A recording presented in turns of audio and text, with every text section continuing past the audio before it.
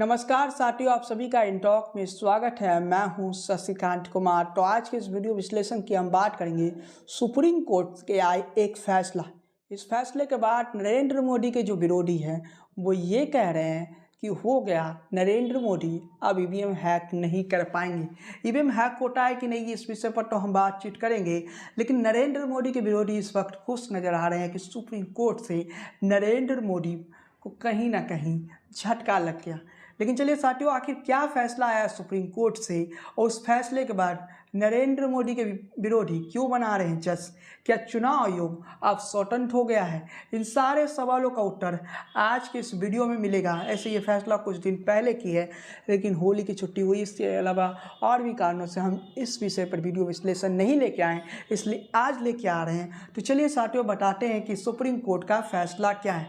तो सबसे पहले जान लीजिए कि सुप्रीम कोर्ट ने 2 मार्च को एक बड़ा फैसला सुनाया। प्रधानमंत्री, विपक्ष के नेता और चीफ जस्टिस की कमेटी करेगी निर्वाचन आयोग का चुनाव, यानी चुनाव आयोग का निर्णय अब 3 सदस्यों की पैनल करेगी। यानी 3 सदस्यों के पैनल मुख्य चुनाव आयुक्त और उसके साथ ही 2 निर्वाचन आयुक्त की भी नियुक्ति करेगी। इससे आप समझ चुके हैं कि ये फैसला किस तरह से देश की राजनीति को प्रभावित करेगी। इसके साथ ही ईवीएम हैकिंग के सवाल भी लगातार विपक्ष खड़ा कर रहा था, लेकिन ये वही लोग हैं जो कुछ समय पहले सत्ता में थे और उस समय ईवीएम में सब कुछ ठीक था।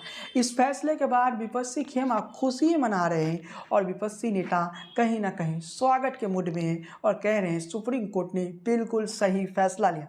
लेकिन यही विपक्षी पार्टी सीबीआई पर सवाल निशान खड़े करती है, जबकि सीबीआई के जो प्रमुख होते हैं उनका भी चुनाव इसी प्रकार से होता है। 3 सदस्यों की पैनल करता है, जिसमें नेता पर विपक्ष भी रहता है, प्रधानमंत्री भी रहते हैं, यानी सीजीआई भी रहते हैं। लेकिन खैर साथियों, हम सबसे पहले फैसला के बारे में आपको बता देते हैं, जिससे आपको इस केस को समझने में आसानी हो। मुख्य निर्वाचन आयुक्त और निर्वाचन आयुक्तों की नियुक्ति के लिए कॉलेजियम जैसी व्यवस्था बनाने की मांग वाली याचिका पर गुरुवार को अपना फैसला सुनाया गया।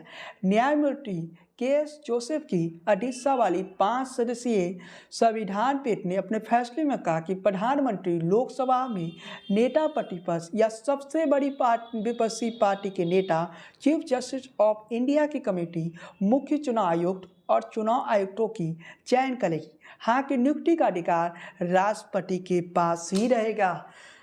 इसका मतलब आप ये समझिए कि 3 सदस्यों के पैनल, जिसमें सीजीआई होंगे, प्राइम मिनिस्टर होंगे और नेता विपक्ष रहेंगे, इन तीनों के पैनल मुख्य चुनाव आयुक्त और उनके साथ 2 चुनाव आयुक्तों की नियुक्ति करेंगे। इस फैसले के बाद विपक्ष में तो खुशी की लहर है, लेकिन सत्ता पक्ष से भी कोई ऐसी प्रक्रिया नहीं आई है जिससे वो नाराज हो। लेकिन क्या इस प्रक्रिया को नरेंद्र मोदी की सरकार हो सकता है कि संसद से पलट देगी? क्या इस निर्णय को, सुप्रीम कोर्ट के इस निर्णय को नरेंद्र मोदी की सरकार पलट देंगे? इन सारे सवालों का जवाब भी आज के इस वीडियो में मिलेगा, इसलिए वीडियो को पूरा देखिए। सबसे पहले हमको फैसला के बारे में कुछ बातें बताते हैं। चुनाव आयोग की निष्पक्षता सबसे अहम है। ये सुप्रीम कोर्ट ने जजमेंट जिस दिन दिया उस दिन ये बातें भी सुप्रीम कोर्ट ने कहा। याचिका में चुनाव आयोग में सीबीआई के तर्ज पर नियुक्ति की मांग को लेकर एक मत फैसला सुना, यानी 5 जज इस बात से सर्टिफाइड हो गए कि सीबीआई की जो प्रमुख की नियुक्ति जिस प्रकार से होती है उसी तरह से नए चुनाव आयुक्त की भी नियुक्ति होगी और मुख्य चुनाव आयुक्त की भी नियुक्ति होगी। पीठ ने पिछले साल ही 24 नवंबर को इस मुद्दे पर अपना फैसला सुरक्षित रख लिया था। सुप्रीम कोर्ट ने इस फैसले में चुनाव प्रक्रिया की निष्पक्षता सुनिश्चित करने पर जोर देते हुए कहा कि लोकतंत्र की इच्छा से जुड़ा हुआ है। संविधान पीठ ने कहा, लोकतंत्र नाजुक और कानून के शासन पर बयानबाजी इसके लिए नुकसानदायक हो सकता है। कोर्ट ने कहा कि लोकतंत्र पर चुनाव निष्पक्षता बनाए रखनी चाहिए, वरना इसके विनाशकारी परिणाम होंगे।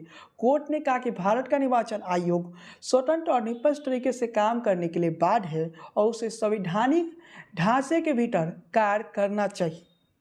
अब हम आपको बताते हैं मुख्य चुनाव आयुक्त हो या चुनाव आयुक्तों की नियुक्ति पर प्रश्न चिन्ह कब खड़ा हुआ और क्यों खड़ा हुआ, इसके पीछे की आखिर पूरा स्टोरी क्या है, क्यों ये मामला कोर्ट पहुंच गया, इसके पीछे की असल कहानी क्या है।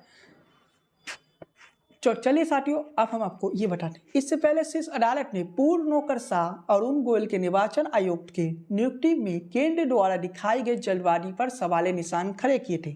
उनकी फाइल 24 घंटे में विभागों से बिजली की गति से पास हो गई। हालांकि केंद्र सरकार ने शीर्ष अदालत की टिप्पणी को जोरदार विरोध किया।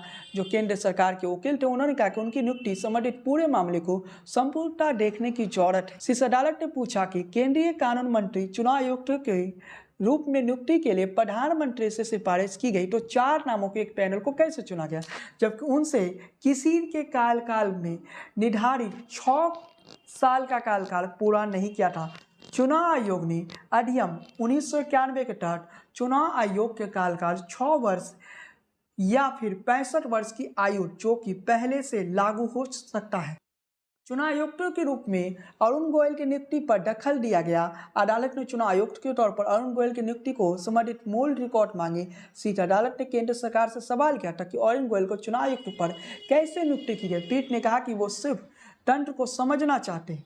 यानी अरुण गोयल की नियुक्ति पर केंद्र सरकार से सुप्रीम कोर्ट ने कई सवालों को पूछा। इन सारे सवालों के बीच ये अरुण गोयल की जो नियुक्ति है ना, यही वो मामला था जिस मामले के बाद ये मामला पूरी तरह से कोर्ट पहुंचा। सुप्रीम कोर्ट ने फटकार भी लगाया केंद्र की सरकार को, नरेंद्र मोदी की सरकार को। और कई लोग कह रहे हैं कि सुप्रीम कोर्ट का ये फैसला नरेंद्र मोदी की सरकार के लिए एक बड़ा झटका है। अब हम आपको बताते हैं चुनाव आयुक्त की अभी तक नियुक्ति किस प्रकार से होता था, किस प्रकार से मुख्य चुनाव आयुक्त तय किए जाते थे या चुनाव आयुक्तों की नियुक्ति की जाती थी, वो प्रक्रिया आखिर क्या थी। चुनाव आयुक्त की नियुक्ति प्रधानमंत्री और मंत्रिमंडल की सिफारिश पर के बाद राष्ट्रपति द्वारा की जाती। आमतौर पर देखा गया कि इस सिफारिश में राष्ट्रपति की मंजूरी मिल जाती। इसी के चलते चुनाव आयुक्त की नियुक्ति को लेकर सवाल खड़े होते रहे। चुनाव आयुक्त का एक तय कार्यकाल होता है जिसमें 6 साल या फिर चुनाव आयुक्त के तौर पर कोई भी रिटायर की अधिकतम 65 साल निर्धारित किए। यानी अगर कोई 62 साल की उम्र में चुनाव आयुक्त बनता है तो उन्हें 3 साल के बाद यह पद छोड़ना पड़ेगा। रिटायरमेंट का कार्यकाल पूरा होने के अलावा चुनाव आयोग के कार्यकाल पहले भी इस्तीफा दे सकता है, उन्हें हटाया जा सकता है। उन्हें हटाने की शक्ति संसद के पास है। चुनाव आयुक्त को सुप्रीम कोर्ट की जजों की तरह ही वेतन भत्ते दिए जाते हैं। यानी चुनाव आयुक्त और मुख्य चुनाव आयुक्त को हटाया जा सकता है संसद के द्वारा। इसके अलावा उनकी जो वेतन होता है वो सुप्रीम कोर्ट के जजों के बराबर होती है। अब मैं पहुंचता हूं उस विषय पर, ईवीएम हैक होता है या फिर नहीं होता।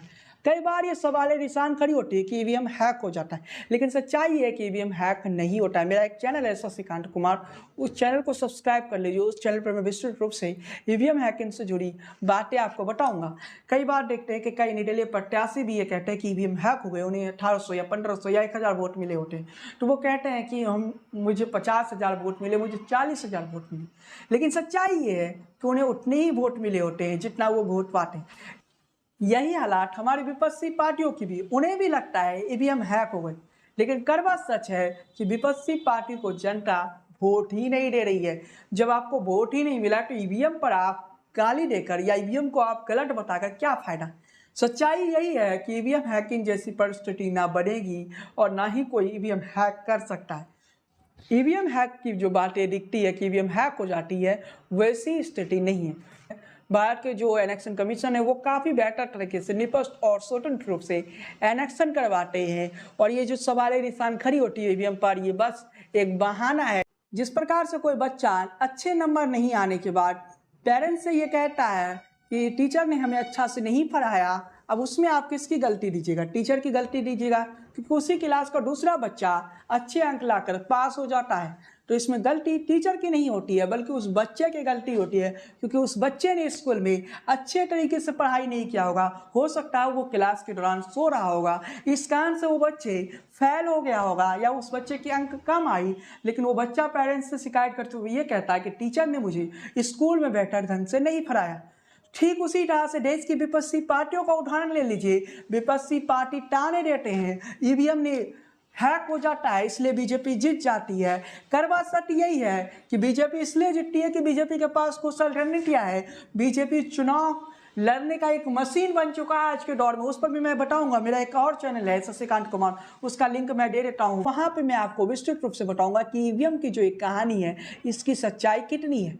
तो जो बातें कही जाती है ना ईवीएम हैक हो जाती है, वही बच्चे वक्त की कहानी लागू होती है। विपक्षी पार्टी हो, कई निर्दलीय प्रत्याशी कहते हैं हमें 1000 वोट नहीं मिला, हमें 50,000 वोट मिला। पहली बात, वो उन्होंने उस प्रकार की रणनीति बनाई नहीं। चुनाव लड़ना किस प्रकार से आता उन्हें पता ही नहीं है। वो ये कहते हैं कि वो चुनाव इसलिए हार गए कि ईवीएम ने चुनाव हरा दिया। इससे पहले जब बैलेट बॉक्स से चुनाव होते थे तो क्या निष्पक्ष चुनाव होते थे। उस समय कई बार ऐसी खबरें देखने को मिलती थी कि वोट लूटने की खबरें सामने आती थी। ये खबरें आम थी, तभी ना ईवीएम लाया गया। ईवीएम क्यों लाया गया ये बातें ये लोग नहीं समझते, लेकिन ये कहते हैं कि फिर से हम बैलेट बॉक्स के जमाने में चले जाए। कई लोग अमेरिका का उदाहरण देते, दुनिया के कई देशों के उदाहरण देते, वहाँ पर कितनी आबादी है, हमारे यहाँ कितनी आबादी। हमारे यहाँ अगर बैलेट बॉक्स से चुनाव हो जाए तो हमें लगता है कि 2 से 3 महीने कम पड़ जाएंगे गिनती करते करते। यानी जो काम एक दिन में हमारे लिए हमारे यहाँ होता है गिनती का, वो काम 3 से 4 महीने उसकी प्रोसेस लगेगी। फिर से वही सवाल निशान खड़ी होगी जो पहले होता था, किस प्रकार से बूथों को लूटा जाता था। फिर से वही बाहुबली का राज आ जाएगा कि जो बाहुबली लोग होंगे वो आसानी से चुनाव जीत जाएंगे और जनता को कुछ नहीं मिलेगा। ईवीएम हैकिंग पर मैं एक वीडियो लेके आऊँगा, लेकिन आज बस छोटा सा विश्लेषण मैंने ईवीएम हैकिंग पर किया। लेकिन चलिए साथियों आगे बढ़ते हैं। अब हम आपको बताते हैं कि मुख्य चुनाव आयुक्त की नियुक्ति पर जो सवाल निशान खड़े हुए, अगला चुनाव आयुक्त की नियुक्ति कब होने जा रहा है, क्या इस 2024 के लोकसभा चुनाव से पहले होगा या फिर नहीं, इन सारे सवालों का जवाब हम आपको देंगे। चुनाव आयुक्तों पर जो सुप्रीम कोर्ट का फैसला आया नियुक्तियों पर, उस फैसले का वर्तमान में वो फैसला वर्तमान में लागू नहीं होगा। यानी जो सुप्रीम कोर्ट का फैसला है फिलहाल बेअसर रहेगा। सरकार के चुने आयुक्त ही 2024 के लोकसभा चुनाव करवाएंगे। विपक्ष में जश्न का माहौल है, लेकिन शायद विपक्षी पार्टियों को भी ये समझ में आ चुका है 24 के लोकसभा चुनाव में तो उन्हें ये मौका नहीं मिलने वाला है। और 2029 तक ये विपक्ष जिंदा भी बच पाएगा या फिर नहीं, उस पर हम वीडियो विश्लेषण लेके आएंगे। क्या 2029 तक ये विपक्ष जिंदा बच पाएगा, क्या विपक्षी पार्टियां 2029 तक किसी भी प्रकार से टिक पाएगी या फिर नहीं, ये भी एक बड़ा सवाल है। लेकिन चलिए साथियों आगे बढ़ते हैं। लेकिन लोकतंत्र में विपक्ष होना जरूरी है, लेकिन क्या वर्तमान विपक्ष 2029 तक भी रह पाएगा। 24 के बाद इस विपक्ष का भविष्य क्या, उस पर हम जल्द ही एक वीडियो विश्लेषण लेके आएंगे, इसके बाद लेके आएंगे। तो उस वीडियो विश्लेषण को भी आप देखिएगा, लेकिन अभी जो वीडियो विश्लेषण करें उसी पर रहते हैं। जैसा कि आपको पता है सुप्रीम कोर्ट के संविधान पीठ ने यह फैसला सुनाया, सभी जज जो सुप्रीम कोर्ट से के थे वो सर्टिफाइड हो गए। अब हम आपको आगे की बातें बताते हैं। 2 मार्च को जब ये सुनवाई हुई, 2 मार्च 2023, जब संविधान पीठ ने ये फैसला आया, उसमें चुनाव आयुक्त अरुण गोयल की नियुक्ति को लेकर कोई आदेश नहीं दिया गया।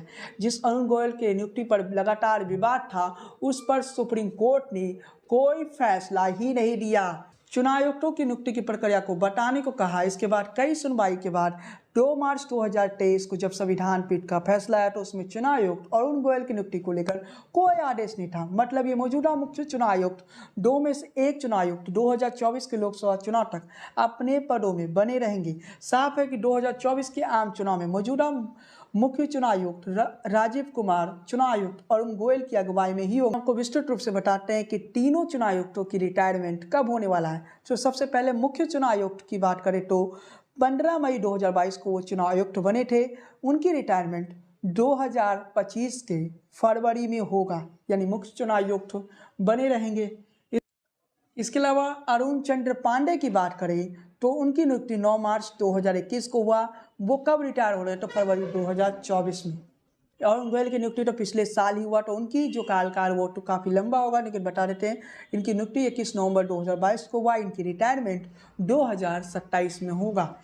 तो विपक्षी पार्टियां जो उम्मीद कर रहे थे कि 2024 के लोकसभा चुनाव में उन्हें कुछ राहत मिल जाएगी और नए प्रक्रिया के तहत 2024 के लोकसभा चुनाव से पहले नए चुनाव आयुक्त और नए मुख्य चुनाव आयुक्त और चुनाव आयुक्तों की नियुक्ति होगी, तो उसमें अभी थोड़ा वक्त है। विपक्षी पार्टियों को यही लोगों को झेलना पड़ेगा, यानी यही लोग चुनाव आयुक्त के तौर पे आगे भी रहेंगे। लेकिन एक सवाल ये है कि चुनाव आयुक्त क्या स्वतंत्र नहीं है, ये सवाल अक्सर उठाया जाता है। तो ये जो देखिए चुनाव आयुक्त हो या मुख्य चुनाव आयुक्त की जो नियुक्ति की जाती है, ये आज से नहीं की जाती है, शुरुआत से की जाती है। लेकिन क्या शुरुआत से ही 3 चुनाव आयुक्तों की नियुक्ति होती थी या फिर एक चुनाव आयुक्तों की नियुक्ति होती? ऐसे कई सवाल आते हैं। चुनाव आयुक्त इलेक्शन कमीशन पर निपस्टा पर कई बार सवाल निशान खड़े हुए, लेकिन मैं ये कहना चाहता हूँ कि भारत के जो इलेक्शन कमीशन है वो पूरी तरह से निपक्ष है, और ये सवाल जो है विपक्षी पार्टियों का वही बच्चों की तरह है जो बच्चा क्लास में अक्सर अपने पेरेंट्स के सामने ये शिकायत करता है, टीचर ने अच्छे से नहीं पढ़ाया, टीचर तो दूसरे बच्चों को भी पढ़ाता है, उसके अंक अच्छे आ जाते हैं। वही कहानी हमारी विपक्षी पार्टियों की है, वही कहानी हमारे विपक्ष के लोगों की है, और जो निर्दलीय चुनाव लड़ते हैं उनके पास कोई व्यवस्था ही नहीं रहती चुनाव किस प्रकार से लड़ा जाए, उनके सामने भी वही परिस्थितियां झेलनी पड़ती है। तो चलिए साथियों, हम वीडियो को लंबा नहीं करते, सीधा आपको आगे की बातें बता देते हैं।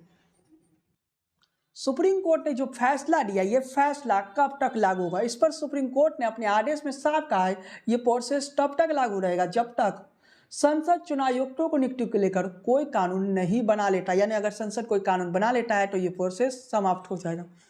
ये जो 3 चुनाव आयुक्तों की नियुक्ति की जाती है, मुख्य चुनाव आयुक्त और इसके अलावा 2 चुनाव आयुक्तों की नियुक्ति की जाती है, क्या ये हमेशा से रहा है या फिर ये नया है? तो सबसे पहले हम आपको थोड़ा इतिहास में ले जाते हैं। चुनाव आयुक्त कितने हो सकते हैं, इसे लेकर संविधान में कोई संख्या फिक्स नहीं की। संविधान के अनुच्छेद 324 तो कहता है चुनाव आयोग के मुख्य चुनाव आयुक्त, अन्य चुनाव आयुक्त हो सकते हैं। ये राष्ट्रपति पर निर्भर है कि इनकी संख्या कितनी हो गई। आज़ादी के बाद इस देश में सिर्फ मुख्य चुनाव आयुक्त होते थे, इसके अलावा कोई दूसरा पद नहीं होता था। 16 अक्टूबर 1989 को प्रधानमंत्री राजीव गांधी एक फैसला लेते, राजीव गांधी की सरकार 2 और चुनाव आयुक्तों की नियुक्ति करते। इससे चुनाव आयोग में एक बहुसदस्यीय निकाय बन गया। ये नियुक्तियां 9वें चुनाव से पहले की गई। उस राजीव गांधी की सरकार ने ये फैसला लिया, कितने तारीख को लिया गया ये याद रखिए, 16 अक्टूबर 1989 को। अब इस फैसले को बीपी सिंह पलट देते हैं 2 जनवरी 1990 को। यानी अक्टूबर से अगर आप जोड़िएगा तो अक्टूबर 10वां महीना होता है जनवरी, यानी 2 महीनों के बाद ही बीपी सिंह की सरकार यानी 2 जनवरी 1990 को बीपी सिंह की सरकार ने नियमों में संशोधन किया, चुनाव आयोग को फिर से 1 सदस्यों की कमेटी बना दी। यानी 1 सदस्य जो कि मुख्य चुनाव आयुक्त थे वही रहेंगे। 1 अक्टूबर 1993 को पीवी नरसिम्हा राव की सरकार ने फिर से अध्यादेश के जरिए 2 और चुनाव आयुक्तों की नियुक्ति की मंजूरी दी। तब से चुनाव आयोग में मुख्य चुनाव आयोग के साथ 2 चुनाव आयुक्त होते हैं। इस स्टोरी को समझिए तो पहले राजीव गांधी ने 3 सदस्यों की पैनल बनाई, उसके बाद कहानी पलटी, और कहानी पलटी किसने? बीपी सिंह ने पलटी 2 जनवरी 1990 को। उसके बाद 1 अक्टूबर 1993 को नरसिम्हा राव ने की सरकार ने राजीव गांधी के उसी फॉर्मूले को अपनाया, और फिर से तब से लेकर आज तक वैसी परिस्थिति है जो नरसिम्हा राव ने तय किया। उसके बाद से कहानी में कोई बड़ा बदलाव देखने को नहीं मिला।